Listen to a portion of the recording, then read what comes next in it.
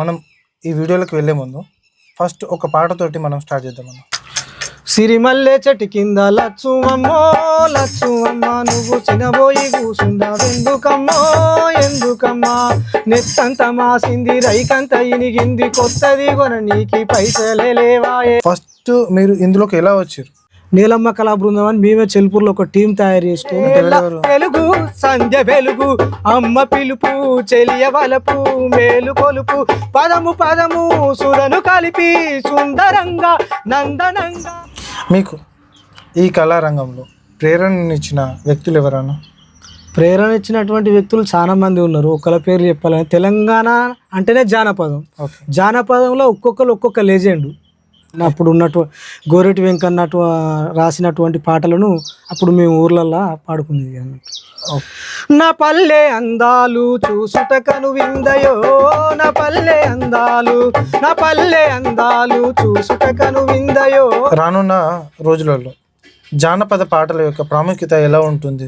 సుందారి మదన సుందారి సందేడు కురులేది జమిలి పాపడదో మదన సుందారి ఒకటే పాట. అంటే ఇప్పుడు నేను ఒకటి అడుగుతా, ఇప్పుడు జానపదం అమ్ముడుపోతుందా, కళాకారులు అమ్ముడుపోతున్నారా?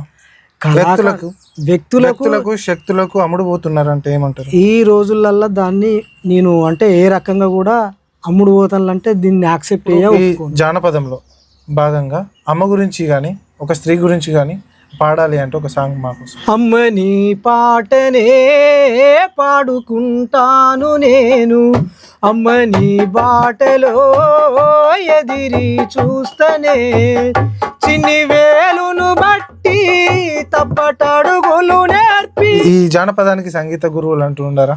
జానపదానికి సంగీత గురువులు అంటూ ఏ ఉండరు.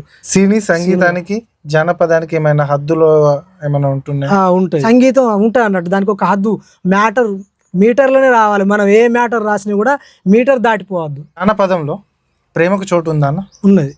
సో ప్రేమ గురించి పాడాలి అంటే మీరేమవుతారు? బావ మరదళ్ళు కానీ వరసైనులతోటి సరసమాడే పాటలు. అప్పుడు అంబేద్కర్ గారి గురించి వచ్చింది కాబట్టి, సో అంబేద్కర్ గారి గురించి ఏమైనా పాటలు రాశారా? మంచి మంచి మల్లె లేరి మల్లె పూల దండాలల్లి, మంచి మంచి మల్లె లేరి మల్లె పూల మల్లె పూల అరెరే మల్లె పూల దండాలే తుమో, మా భారత రత్న బాబా సాహెబ్ అంబేద్కర్ మదిల మిమ్ము దలుసుకుందుమో, మా భారత రత్న బాబా సాహెబ్.